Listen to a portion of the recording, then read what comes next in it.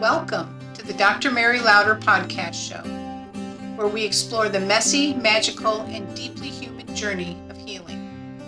I'm your host, Dr. Mary Louder, a board-certified osteopathic physician, an accidental shaman, and a lifelong student of the human experience. Together, we're going to talk medicine, wellness, and culture in a way that's grounded, perhaps maybe a bit cheeky, but always from the heart. And don't miss Gadgets, Gimmicks, and Gotchas, my reoccurring segment where we lovingly call out the fluff and highlight the stuff that actually works. So grab your favorite brew, coffee, matcha, or that mysteriously green smoothie and settle in. It's time to get this party started with a strong dose of soul medicine. Just imagine this as a patient. You want to know, what can I do to help myself? What foods can help me and make me feel better and don't sabotage what I'm trying to do? I'm Dr. Mary Louder, and welcome to my podcast show. The thing is that physicians want to know this too. And what are the best foods that we can advise our patients to eat, given their diagnosis, genomic needs, and their unique path to wellness? We want not only to have a food that helps one condition, but we don't want it to sabotage another. So the understanding of how food cross-interference and generic advice is absolutely causes us to fail. And we fail in giving good advice, and we fail in being able to follow good advice. We do follow, however, some advice that seems good at the time, but that often fails us as well. So this is why forward-thinking providers, such as our guest today, Dr. Ray Wisniewski, who's a seasoned chiropractor, has championed the evidence-based wellness approach, combining technology with nutrition to solve this problem. You're going to enjoy this conversation. So welcome to the Dr. Mary Louder Show, Dr. Ray Wisniewski. Great. Well, welcome, Dr. Ray, to the Dr. Mary Louder podcast. And you are in Pennsylvania and I'm in Michigan. So it's wonderful that we can meet online here and have this conversation about the importance of nutrition. I took something right from your website, and that's actually going to be the title, is that the number one preventable disease or the number one preventable treatment is diet. And that's also like the number one preventable killer. And I'm like, okay, so that's a mouthful. But before we get into that topic, share with me how this became a passion for you and a little bit of your journey to get to where you're doing what you're doing. Well, I started off, I'm a chiropractor. And as a chiropractor, the one thing, when I was in pre-med, I wanted to go to medical school, be a doctor. I injured myself, and one of my classmates had gone to chiropractic college. He had just started. He says, "You have to go see a chiropractor." I saw a chiropractor, and I bought it hook, line, and sinker. The philosophy that we're created with this amazing power that knows how to run everything. So there's this innate intelligence within the body that knows how to run your heart, your liver, your kidneys, your spleen, everything. And we don't have to think about it. It just knows how to do it. Right. And so I said, I came home. I remember it so well. I told my parents this. I said, I'm doing this. And they weren't really happy, to tell you the truth, about it. My dad went out to the school with me.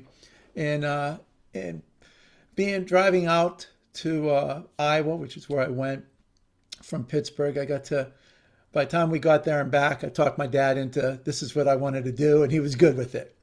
And and I just noticed over time, it's all about trying to optimize the body, eliminate interference to the body, but it's different today than it was 40 years ago, and it just keeps getting worse. And what I mean by that is, because of the fact that the environmental factors, our food, the pollution, the increased amount of prescription drugs, it just seemed like it was all about really interfering with the body. And I wanted to optimize those metabolic pathways. And so started delving more and more into nutrition and how important food was into affecting these metabolic pathways. And over time, and I started to do seminars on this. I lectured to health professionals all over the country, and you'd hear, well, you know that, but I don't know that. Like, how do I learn that? And everybody wanted to learn it sort of almost instantly. It's like you take a lifetime of knowledge, and it's not that easy to distill like that. Right. And that's one of the reasons we created FoodPharmacy and created we call our weight loss and wellness intelligence analysis, which is basically, it's almost like looking at different factors and saying, how do we put those together into what's going to help the body and to overcome this? And the reality of it is that there's just so many factors that interfere with our metabolic pathways. And so that's how I came to do that. Yeah. And you're right. It's a lifelong learning. And then to distill it down and to turn around and teach it. It's like, how do you do that? That's just super challenging. So the fact that you took that into technology, I think is really the key because you've got, hundreds of biochemical pathways. I mean, methylation alone affects over 300 pathways in the body, right? And everybody's a Yes. methylator and has a problem with Right. methylation. And it's the one, but it's not the one gene. In my practice, I do and use genomics and nutrigenomics. Yep. And so we look at that, but underneath that, then we apply the biochemistry and the metabolism, right, to their phenome, which is the expression of their gene. And sometimes it's just the flat genome. What's the gene going to do? What's that message? Sometimes it's the depth of expression of that message too. And what you're describing is how the biochemistry can be affected. And I would venture to say, one of the things that on your website too, and we hear it all the time, is let food be thy medicine and thy medicine be food. That was Hippocrates, right? Or Yes. some variation on the theme, he said. But I doubt Hippocrates envisioned the industrial revolution of food, you Right. know? And I think it was probably safe in Hippocrates' days to eat the food, more so than here, perhaps. And they certainly didn't have the types of chemicals, the genetic modifications, and the pesticides that have been applied to things. Absolutely. And talk a little bit about how, your some of your undergirding knowledge about how that impacts biochemistry in ways we might not even be aware. Well, it's interesting. You talked about the food industry and big food and there's been companies whose job it has been to basically to engineer food. We talk about the engineering. The one company. I'm not even sure if they're still run the Sonomics. They did food companies would submit their food to them, and they would combine different chemicals, and they used HEK, which is it comes from kidney cells to replicate how the firing of neurons on taste buds, and to Oh, create a chemistry that would allow you would help you eat more food, that would help you desire that food. But what okay. that does is, so now we tend to overeat, but it doesn't just do that. It actually breaks metabolic pathways. And so they're engineering food to break metabolic pathways so that, and it wasn't the purpose to break the pathway. The purpose was for you to desire to eat that food. And because of the fact it's big business, big food is big business, Mhm. but that has had a profound effect Yes. on our bodies. The same way as, and it's in so many ways that we look at it. With weight loss, they would look at take out the calories and replace it with chemicals, Mhm. and again, you're breaking the metabolism when you do that. You're That's right. breaking these metabolic pathways. The way that we farm, the way that they're putting in, like BT corn and stuff like that to make it resistant to these different organisms that eat corn.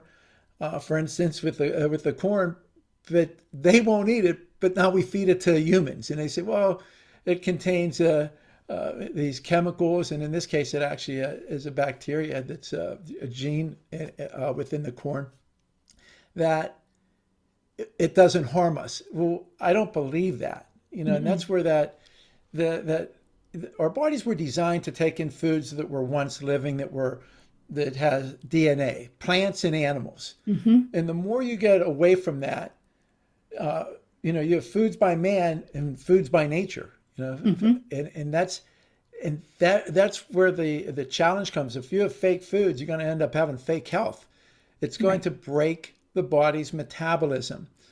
And so, one of the things that you have to do is once you break that metabolism, then there's a lot of things that you need to do to try to restore that, to Right. reestablish that normal metabolism. So there's foods that will support a certain pathway, certain organs. There's lifestyle modifications, whether it be to reestablish your circadian rhythm, whether it be to get the sunshine and the proper light for your mitochondria, the water that you drink. It all goes together. It's not Mm-hmm. just one thing. But what it is that it's respecting the fact that there's this innate intelligence within the body that knows how to run that body, and your body will always do better if you can eliminate the interferences that you're creating with that, modify your lifestyle Mm-hmm. and give it the proper fuel that it needs, the Mm-hmm. the proper food. Any challenge that you come across, there are foods that can help that, and there's foods that are going to possibly harm that Mm-hmm. challenge. And the wrong diet is going to undermine any type of challenge, any type of therapy that you're doing. So a lot of people are sabotaging, Mm-hmm. their the therapy that they're doing. And I don't care what therapy it is. I don't whether if someone's doing a certain a medical therapy or a functional medicine, or they're doing other natural nutritional therapy. If you are eating the wrong foods, you are undermining what you're doing. That's true. And you see that so often. Just there'll be they and a lot of people. The thing about the patient, they and I don't even just say the patients. A lot of times it's the doctors as well. They'll tell a patient what to eat, but they don't realize they may have other underlying conditions. There may be Mm-hmm. cross interferences with that, and Mm-hmm. that really becomes the challenge, Mm-hmm. because it's easy if you have a condition, gout, and they say, oh, go on a pure and restricted diet. But it's so much more than that, because Mm-hmm. it's increasing the excretion of uric acid. The purines are already made from the breakdown on the liver to create that in the uric acid. There's other factors. And if you have other challenges that would then modify that. And that's where it really comes into play with food pharmacy. So I started to really delve into this and create. It would take a long time to create different nutritional, you know, plans. And then Mm-hmm. when we create, well, we found out there's certain things we had to do, and we were able to use that now technology to help us with this. Take from hours down to a minute. You Yeah. select the different items and you're able to do that. But it really comes down to just giving the body what it needs, giving it the fuel. Yeah. So you say taking that, creating a diet plan, because when people ask me for that, I mean, I'm not trained for that. I mean, I got the most nutrition I got was undergraduate and graduate school, not medical school, right? And I did 2 semesters of pharmacology, however, in medical school, right? Right, And so, and I have taken from that what I absolutely need to know to manage my patient population. I couldn't tell you about a cancer drug now, what the mechanism of action, or some of the more antiarrhythmics or things like that in cardiology, because we refer people. So even within that, even though I'm specialized in family medicine and I manage lots of medicines, there's still a handful, right, that I've right. nailed and I know exactly what to do with. And we have good results. But at the same time, using those medications also depletes nutrients out of the body because when the medications go through the pathways and are utilized, they require cofactors or what we might call ingredients. Right? If you got a Yes, recipe, the cofactors might be your, uh, you know, baking powder, baking soda. So it's not huge amounts, but you're going to need some vitamin C. You're going to need some glutathione. You're going to need some B12 for those medications to work and clear through the liver, through the pathways, the three different, basic pathways of the cytochrome P450, and then the phase two, and then phase three, the removal of those toxins.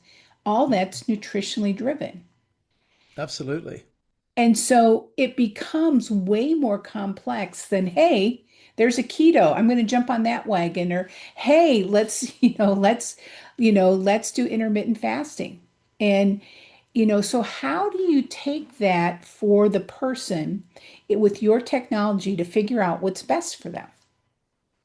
Well, and you're exactly right. What you said is exactly when you're looking at like liver detoxification and all these different factors, and you're seeing, so the program itself will, like, we'll hit certain challenges within Mhm. that, and then it will basically, it looks at the cross references to what organs need supported. We're looking at vitamins, minerals, essential fatty acids, amino acids, how it relates to your hormones, your neurotransmitters, your metabolic pathways, to create that profile. That profile is then put against a database of foods, and then we'll create a personalized food list. And it's hyper personalized to each individual. So that food list is then just broken down into 4 categories. So we Mhm. have preferred foods, and it's just sort of color coded. The preferred foods are green. The neutral foods are just black type, regular type. Italics is cautionary, which means it may have a slight negative impact, Mhm. but you can still have it. Just know that not as much. And then the avoid foods. So that gives you that list. Now, once you have that, then as a practitioner, we work with them, and a lot of times people will look and they don't know exactly like what does that mean? Well, the first thing you do is you look and you say, hey, with your challenge, are you eating? Are there any of the foods in the avoid list that you eat regularly, Mhm. which is undermining what you're doing? So that probably is one of the biggest effects. Yeah. And it's not to say that you can never have that food. It just means that it gives you knowledge that says, Yeah. okay, with that knowledge, I want to limit that more. And then Mhm. are there foods in the preferred foods that are going to help heal, whether it be various receptors or give it the nutrients that it needs to heal, or Mhm. to go along those different pathways, like you were talking about the methylation pathways and the B vitamins, for instance. Mhm. Sometimes you're going to decrease, sometimes increase, or you may uh, want to increase tyrosine or decrease it with like a COMT with polymorphisms. So you're able to do that with Mhm. this technology by just hitting you just click a few things. And the nice thing about it is that it can be used by a novice, a beginner that's never had any nutrition experience, just by hitting what the challenges are. It can be used by an advanced practitioner that wants to get really into the nitty gritty and select individually, like I want to increase this vitamin or manganese or decrease copper, or like whatever it is. Mhm. There's also, we've included from everything from Ayurvedic medicine, like the different tridoshas, the body types, traditional Chinese Mhm. medicine, endocrine types, metabolic or body types. And yet, even if you're the most advanced, when you start to try to tweak this, what ends up happening is a lot of times you come up with pretty close to what out of the box, because that's what it's looking at. Yeah. That's, you say, well, Yeah. I know that I need to increase this vitamin, or I need to decrease this with Mhm. this condition. Well, that's what the program already does. So Mhm. I say that out of the box, it's pretty much Yeah. exactly where it should be. And then the nice thing is that even a practitioner can modify it slightly, because as you know, there's a lot of different thought processes in Yeah, nutrition, where there one are. person may believe that, hey, you should never have this type of an oil, for instance, or you should have more of this. And you can go in and change it for certain conditions. You could do it across the board and say, um, you know, modify my algorithms based on this. And that's really the power of this. It's really just giving Mhm. knowledge. And then it also has, it prints out lifestyle modifications that are known for each of those conditions that you select. And it will also tell that in general, this is what should be increased, this is what should be decreased. Yeah, And then it gives references. There's about 1,500 references. And it'll reference for each different condition. It'll put those on right. the references of why. And the nice thing about it is that a practitioner, um, you know, the one thing I love about my philosophy is I look at everything from a deductive standpoint, where you come up with a major premise. Like one of my premises that you're always better off with foods in nature than man-made Hmm. foods, and that allows you to. Whereas so often in research, we also which tends to use inductive reasoning, which you do a study, you come up with the, and that's how you end up with replacing certain fats with like margarine, and then we find out that, well, wait a second, more studies and more information Hmm. says we were wrong, and so we Right. have to modify that, and uh, and so there's stuff that'll come out over time and things, but the reality of it is what you'll find out with the program, it tends to be pretty much right on over time. But we're That, looking at the whole foods because of the fact it has the synergistic cofactors, the active transporters yes. that support all that. Yeah.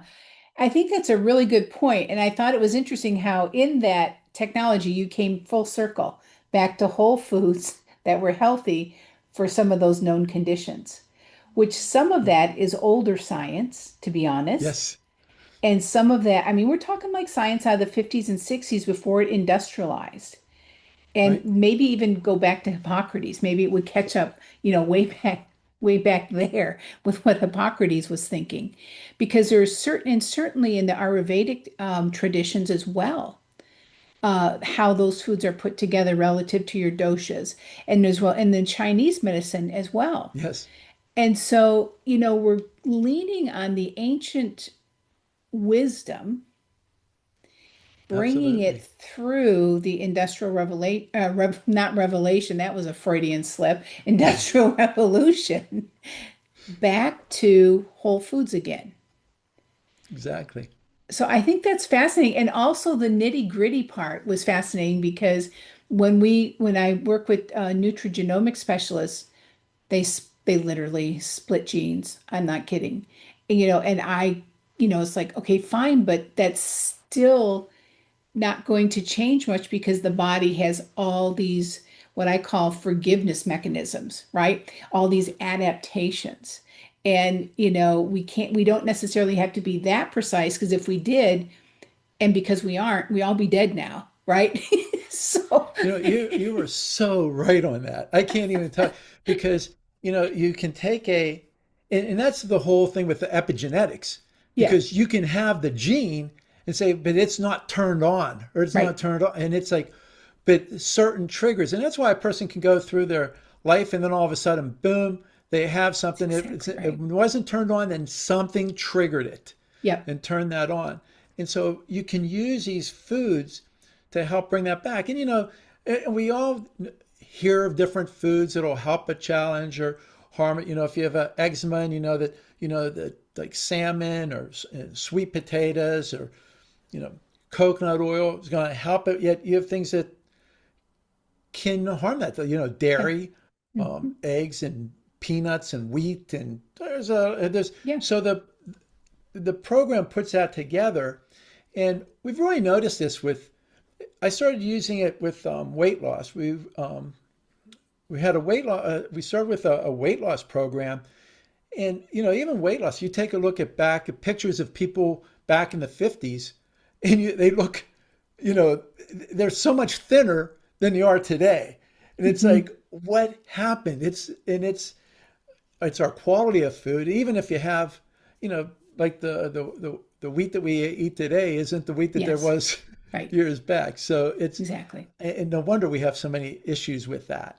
Yeah. So there's, and with the, and then with all the chemicals that they put into this food, and when you mix in the other environmental factors, and you really have a challenge.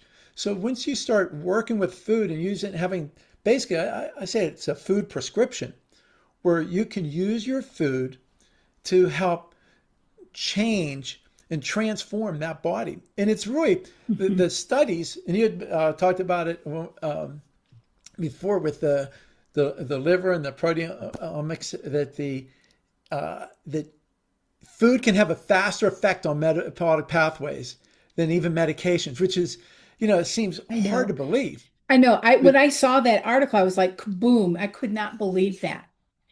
And yep, let's touch on that for just a minute. So it's an article that we'll list in the references, and yeah, you can read it, but I mean, let us just paraphrase it for you because it's pretty technical. But basically, the article was saying going into the proteomics, which has to do with how the proteins are used in the liver. That's metabolism and synthesis in the liver. And I've got notes here even. So the liver is the primary organ that responds to nutrition and regulates systemic homeostasis of carbohydrates, fats, and proteins. That's the macromolecules. That's the food we yes, eat. So the variation in energy intake is dealt with by regulating the mobilization and synthesis of energy stores from the liver and the rate of production of energy substrates, which is ATP and NAD, which goes back to the mitochondria within the liver. So if we were going to do deep upstream repair, it needs to be in the liver. It needs to be with basic foods, and it needs to be understanding their pathways in phase one, two, and three, and healing and optimizing, repairing, replenishing, and supporting those pathways. The rest will fall in line. right. I mean, am I missing That's something here? no, and that is so powerful.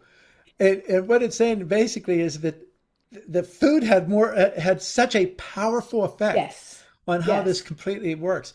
And so when you start to deal with it like this and you start to balance these pathways, then people go more towards you start optimizing on a molecular, cellular, and a metabolic perspective. So you're looking at the from a molecular perspective with the mitochondria and the way that the ATP and the cell energy, and you're going all the way up through the body, and that's what gives it such a profound effect. And you're moving, and when the body's optimal, it moves more towards leanness.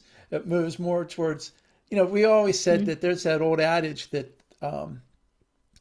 darkness is the absence of light, and that disease is the absence of health, the absence of Yeah. life in the body. And it's, Yeah. people keep trying to fight the disease, which would be like fighting the darkness. Right. You got to try to become more healthy, Yeah. and Bring more that's what light our to it. whole Yeah. effect has been.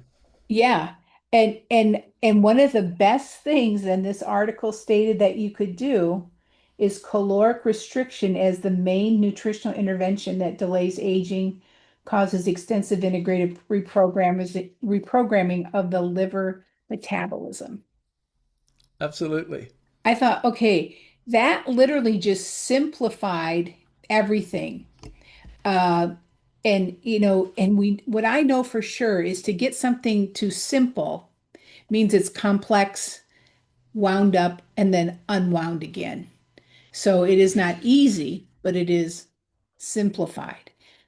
Um, I think, the other thing that that comes into play with the nutrition and foods is the supplementation. And, I use supplements. I have my names on some supplements. I've Yes. created some formulations, but I also understand the definition of the word. It supplements Right. that which we're doing. It doesn't replace a medication because that's the same paradigm. Okay, don't use, metformin don't use that medication. Instead, use berberine. That's not a new paradigm. That's not a different paradigm. You're just changing out products. That's all you're doing. And Correct. both of those, interestingly, suppress the liver metabolism of proteins, carbohydrates. And I'm like, that's not what the studies show about the mechanism of action exactly. And it took an independent study, it took looking at the biochemistry differently. And then you think of folks who have not as efficient in phase two of liver with glucuronidation, with methylation, with ubiquination, those different pathways there that we've got. And so they get more oxidative stress. So then they do high protein, which increases the oxidative stress. Absolutely. Right. And all these things, honestly, all these things seemed like a good idea at the time. Yes.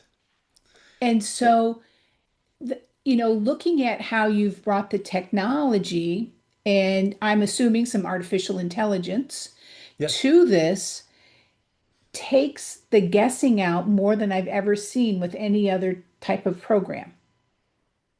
Correct. That's how it works. And it's Okay. that and by doing that, it empowers that patient and it gives you and like anything else, some someone asked me, is it always 100% correct? And it's like, well, people are different. Everybody's different.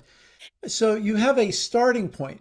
And if Right. somebody eats something and it says that, we know that should help this tremendously. And if it doesn't, you don't go with that. You know what I mean? Right. You can still tweak that and you still use your modifications. But the thing is, when you're using whole foods, when you're using that have all the synergistic cofactors and the active transporters already in it, the enzymes already in it, they're designed to be utilized by the body. And there's going to be substances in that food that we don't even know about today. Years from Hmm. now, maybe it could be a week from today that say, hey, Hmm. someone makes a discovery that, oh, we should be Yeah. eating this. And so many foods that, it used to be, I remember at one point where people would say, or mushrooms have really no nutrient value type of a thing. And it's like, they are loaded, They are with, hugely loaded. yes, Yes. but if you go back into like old nutrition texts and you see that they treat it like it was almost like a nothing. And it's Hmm. amazing how things change and transform. Hmm. But then you go back into ancient Chinese text and you see Hmm. how they used Right. medicinal mushrooms for Exactly. purposes. And by the way, that's how it used to be with Chinese medicine. You'd go in and they'd give you a prescription for a food that would Hmm. be to help you. And it's amazing how things are sort of going full circle now. Hmm. And by the way, and you know this, that so often a person will go to they're a physician and they'll tell them, okay, the one thing is they say, okay, well, there's not a whole lot we can do. We'll just have to monitor it now. Oh, yeah, And the person's totally. like, right, it's like, what can I do to help myself? Right. And I can't believe how many times I hear that they've gone somewhere and they just told them to basically wait. For And what? it's like, The other yeah, shoe to drop. Right. because whatever created it, it's still there and it's Right. going in that direction. We're Right. in the wrong direction. Right. And we need to stop that and reverse that and do the things that are going to support the body to heal. And the Yes. body, that's the thing. The body has such an amazing innate healing ability. Hmm. And I tell people that it's always replacing cells. If you Yeah. cut your arm, you can sew a patch or put an antibiotic, and you do anything you want. The only thing it heals is when your body creates new cells, new life. And it's Hmm. always doing that, whether it be your heart, your liver, your kidneys. You're able to take out the bad. Your body has autophagy to take out bad cells and organelles and replace it with good, healthy cells. But you have to give it the fuel. You have to give it the Hmm. supplies. Right. And that's what this is all about. And it's not just those the building blocks of the macronutrients. It's really those compounds. We now know so much more about the various, whether it be neurotransmitters in the different components that make up these Yes. pathways. Yes. And it's, and even to that point, you can look at it and we have this precise mechanism, but the body already knows exactly how to do it. Mhm. All we need to do is figure out the foods that are going to help it and give it to it, and then it's going to be able to do it. And that's really the key. Yeah, that's really, really neat.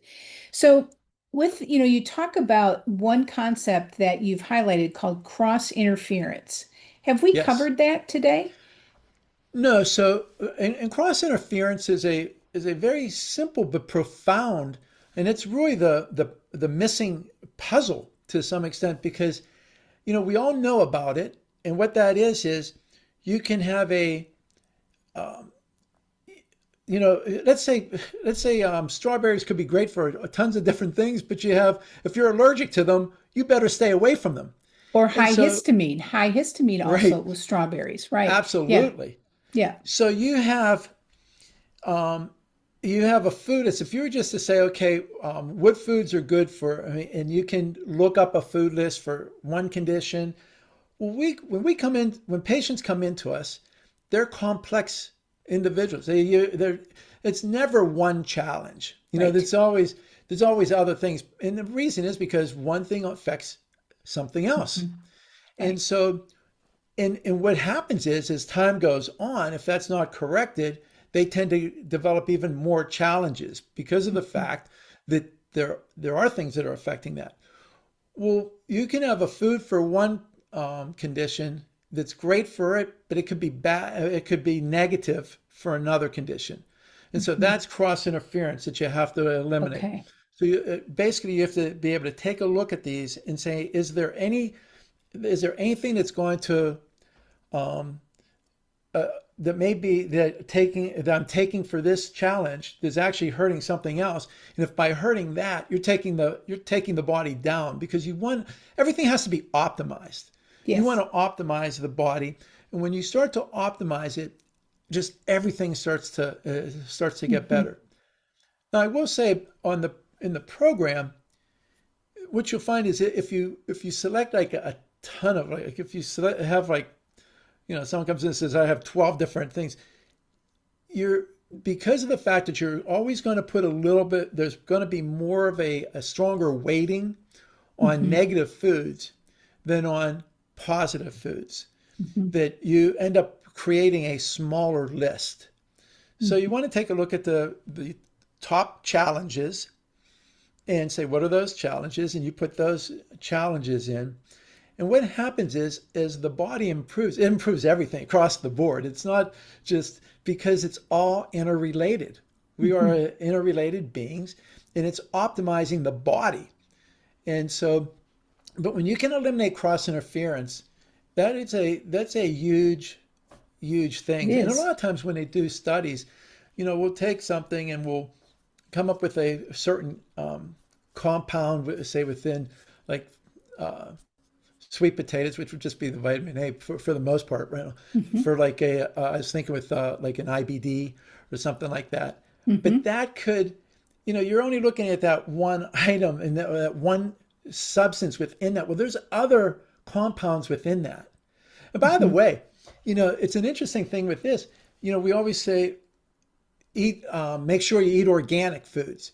But and one of the reasons is they have more phytochemicals, for instance, Right. in the organics. However, if you're eating organics and you have a food that's a negative food, a food that's going to cause more harm to a condition, it'll actually cause even more harm because it has more of those compounds. It's an interesting thing that you can actually go. It can actually make it accelerate Uh, it being worse, basically. So a lot of okay. times people think that always as long as it's organic, as long as it's healthy, that's not really true because we need certain things to support. It has to be balanced, and because of things that we've done, we've broken pathways in some of those pathways, or we may even have some genes that we can't Yeah, handle as much, certain vitamins as well. that's And correct. so that's where that all comes down to. So now, if you can't handle it as well, if you were to take a supplement, for instance, uh, uh, like say one of the B vitamins for, B12 for some of the different genetic challenges, like I'm thinking like the MTHFR and those different variants of that. You're you're going to create you can create a challenge where it makes it even more so. It does. And that's where this really comes into play. That so you can know the foods that are going to be the best for my body, and that helps us with our weight loss program. It helps us with our wellness programs, and and then if you do it with organics, you're just even making that much better and not Yeah. causing any type of harm. So are you in your formulation of this in the AI and the development? I'm not trying to get behind the screen on this or, behind the curtain. Do you include the genomics though of an individual? No, that's a very very good question. We do yes and no, Mhm. and so what do I mean by that? Well, the thing about the the part that we do not is like we have that you can make it so that it's very much so that we let me try to explain this. It's included to the fact of each condition, but you can actually take on the genomics and the various polymorphisms. We don't drill down into you know homozygous wild COMT, for instance, Mhm. or yet somebody can, and I will tell you in my personal, so I am a customer and we have the for Mhm. you can make custom conditions, and the way you make a custom condition is that you're putting the foods that you know for those conditions. Well, I have the nutrigenomics in mind, or and you can see where they can be selected, and the reason is, and I use a lot of stuff from people that I've known and worked like Ben Lynch that does a lot of the Mhm. nutrigenomics and the foods, and he uses our system. He's used it that they Mhm.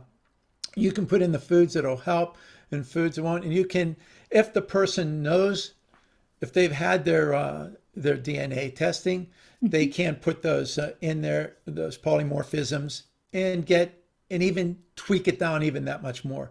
So you have the ability to do that, Yeah.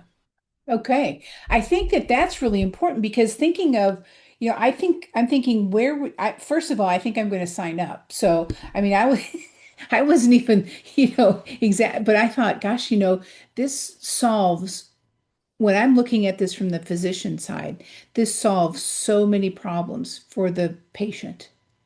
yes, And it solves so many problems for the physician or the provider because I don't know, I've lost count of how many times I've explained the same thing over and over again, right, nutrition wise. And it is a frustration that a physician can have is that level of engagement by the patient. And they say, "Oh, I'm really interested. I really want to do this." But then sometimes when the rubber meets the road, that's not exactly 100% accurate. right, And it's not a blame, it's a matter of engagement. It's a matter of how do you get that? How do you develop that relationship? And what's the urgency? And there's so many things that go into that. And medicine has never solved in the 40 years I've been around medicine has never solved the engagement issue. So it's not and has never sparked anything inspiring in the doctor-patient relationship. So this is not new, no, you're but right about that. and it's an age-old frustration. But I have had patients do AI with their own chat GPT. Yep, And I looked at doing that with a redacted report, number of redacted reports, and I realized what. And I use GPTs. Let's go into Yes. the AI world. I have 7 of them I routinely use, and I have curated for over a year that I routinely do maintenance on and upgrade like they're my own, virtual staff. And I am deep in that. And it's been, and people cannot tell the difference between AI and me when I use them. Right. Now, I don't plagiarize. I don't make them write things. I don't. And I will swear to that. So that is not how I use it.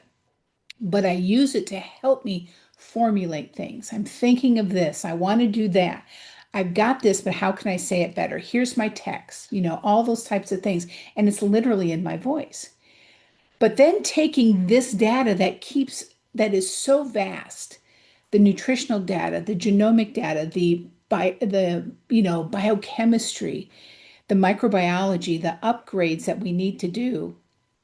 I mean, that is hard to curate Yes, it and is. for it to be accurate.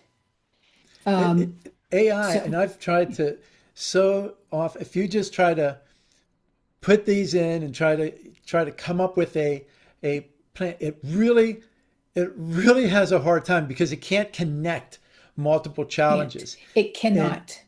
it just really I've tried so many times. Every time I knew to see what it does, and they none of them can do what this does, which is Yeah. really crazy. And the reason is you have to have some other algorithms along with that and be Yeah. able to bring that together. Yeah. And And that and becomes the that's non-artificial intelligence. That becomes programmed intelligence. and see our next thing we want to do is take this information and take it then to the AI where a person could easily just create their using these foods like what they like to eat and just have recipes and That's their right. meals sort of like made from all these meals fit perfect. That is a Um, perfect use of AI. Perfect use yes, of AI. yes. Yeah, exactly. So I think, we've got to wrap this up here, but what would be,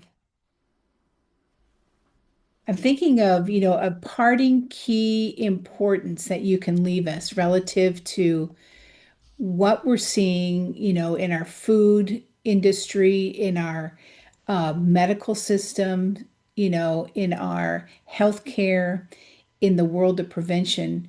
What is the one important thing that you want to leave us with that we really need to know? Well, I would say that the one thing is that I would just always remember that we have this power inside us that's our wildest ally, fiercer than any external thing that we could possibly do. It's ready to regenerate when we feel its fire, and so we can, ditch any of the fluff and garbage and just really embrace that to create a blueprint and commit to. I always say you give yourself 40-day commitment into the way that you eat to transform your life. And if you're, for the thing is, this will make the most dramatic difference that you'll ever realize. And people thank me for just remember, we have there's an unbreakable magic inside us, Mhm. and that's the power that we have, and it can take the foods that we eat, and when we understand, and even just one simple change, you know how that is. It could be just Mhm. and you just incremental changes. You make Yeah. one change, and it could Yes, be, whether it be getting the first morning sun. I mean, there's just so many just little things. it You do is. one, and then you build on that, and it's the Mhm. same way with with our food. And once you do that, you can move towards optimal wellness, optimal weight, optimal energy, and it just transforms everything. And that's I tell anyone you can reach me at so we have our weightlossdirect.com is my weight loss and that's really for anything. It's just my practice. You can go Yeah. through there and because we have different websites but that one is great. And then the foodpharmacy.com Okay, for great. And we will put those practitioners. references in the notes for the podcast as well, and the link to your website. So we'll put the URL Thank in. you. So that should be great. Well, thank you. I guess I'm going to have to end on this pun that you've given us a lot of food for thought. Okay, I love it. Thank you so much for having me on. I just really enjoyed it. Yeah, you're welcome. This was a great conversation, and I really appreciate your time. Thank you very, All very right. much. Thank you. Have a great day. That's a wrap for this episode of the Dr. Mary Louder podcast show. I hope you've heard something today that made you think, laugh, or say, well, now that was a plot twist I didn't expect. Just remember, your health journey is more than lab results and supplements. It's spirit, soul, and story, and sometimes a gadget or two you probably should have returned. If you enjoyed the show, please rate and review us wherever you listen to your podcasts. And please share our podcast with someone you love. If you didn't like the show, well, maybe don't tell anybody then.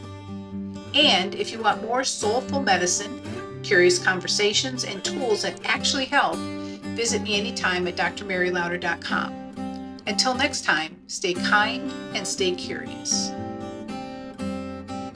Music today is provided by Mr. Dave Evans. He composed, played, and engineered this song specifically for our podcast, and it's called Soul Strings, an acoustic reflection of the healing path.